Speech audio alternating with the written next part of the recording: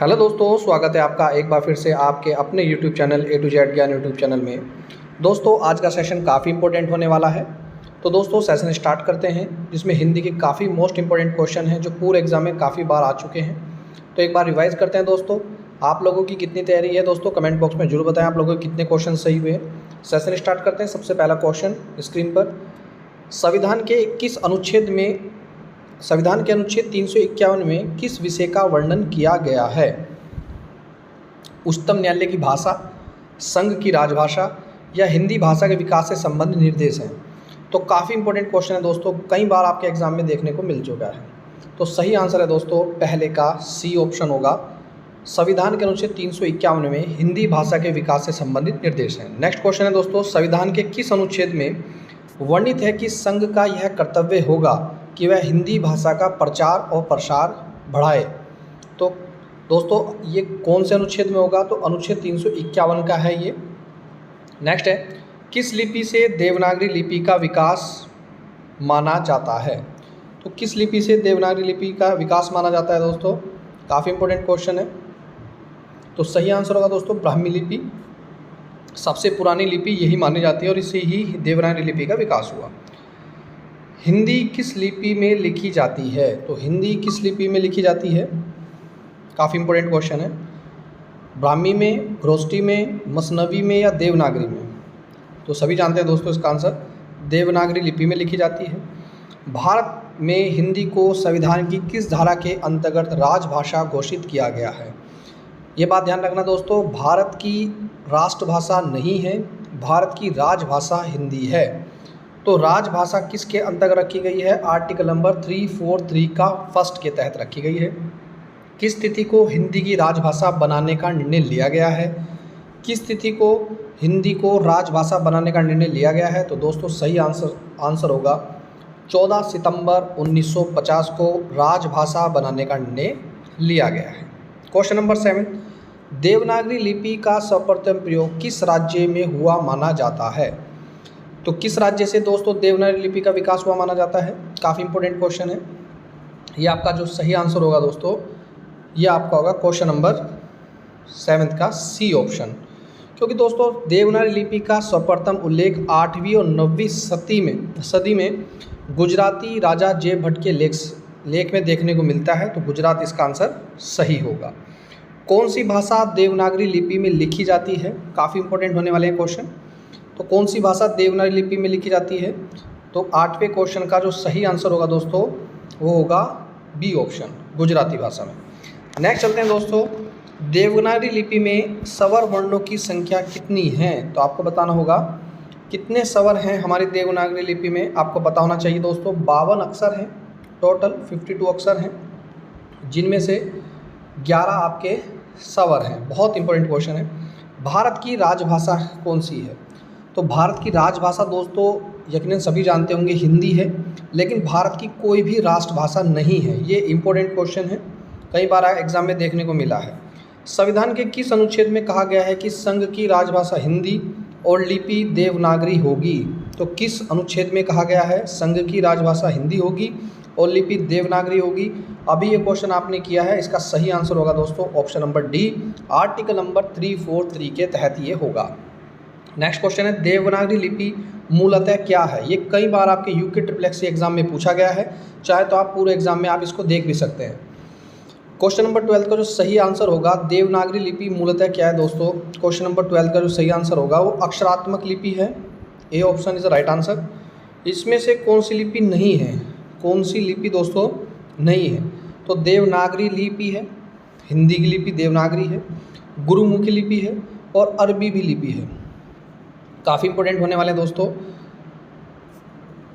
ये क्वेश्चन। दोस्तों इसका सिंपल सा आंसर है अंग्रेजी, कोई लिपि नहीं है, अंग्रेजी एक भाषा है। देवनागरी का सर्वप्रथम प्रयोग किसके शिलालेख में हुआ है?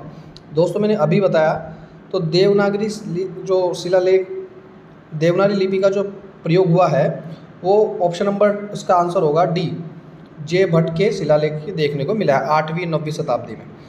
देवनागरी लिपि का विकास किससे माना जाता है? तो काफ़ी इंपॉर्टेंट क्वेश्चन है, कई बार एग्जाम में रिपीट हो चुके हैं। और दोस्तों चैनल को प्लीज़ सपोर्ट करें। इस तरह की वीडियो दोस्तों लगातार आपके रात्रि 9 बजे आपको डेली देखने को मिल रही है, तो प्लीज़ चैनल को सपोर्ट भी करें। क्वेश्चन नंबर 15 का जो राइट आंसर होगा, देवनागरी लिपि का विकास किससे माना जाता है? ब्राह्मी लिपि से। ऑप्शन नंबर डी, देवनागरी लिपि की सबसे बड़ी विशेषता क्या है? क्या खासियत है देवनागरी लिपि की?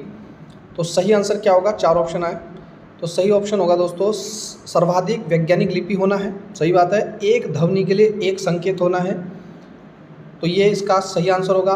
थोड़ा सा मैं दोस्तों बता देता हूँ कि देवनागरी लिपि जो अक्षरात्मक लिपि है, देवनागरी लिपि की वर्णमाला का जो वर्णक्रम है वो वैज्ञानिक है, और कहते हैं दोस्तों इसका जो विकास हुआ माना जाता है वो 8वीं और 9वीं शताब्दी के दौरान हुआ माना जाता है। तो ये इंपॉर्टेंट क्वेश्चन है, तो इसका सही आंसर होगा ऑप्शन नंबर सी। नेक्स्ट चलते हैं, देवनागरी लिपि के विषय में क्या सत्य नहीं है? तो क्या सत्य नहीं है? इसकी उत्पत्ति नागरी ब्राह्मणों से मानी जाती है। क्या ये सही है? आपको बताना है।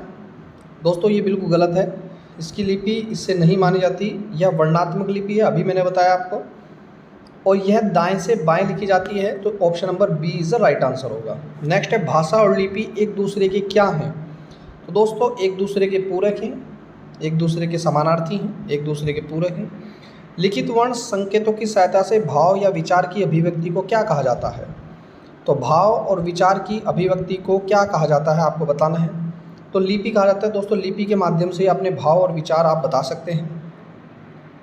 ध्वनि संकेतों की सहायता से भाव या विचार की अभिव्यक्ति क्या कहलाती है? क्वेश्चन रिपीट हो गया दोस्तों, ये हो गया आंसर इसका ऑप्शन नंबर डी, भाषा।